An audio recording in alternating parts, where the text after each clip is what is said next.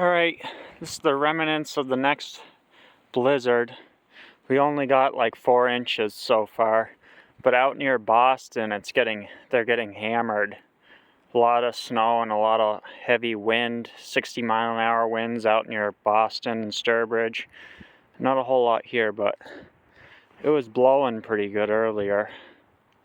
So I'm just clearing this tent garage up here.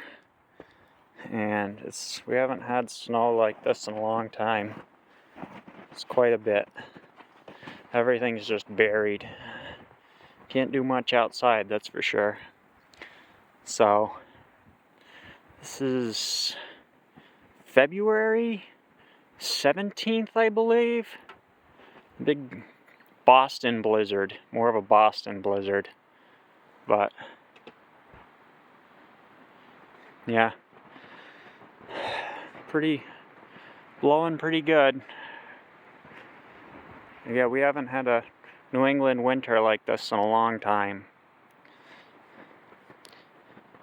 Just everything's covered in snow.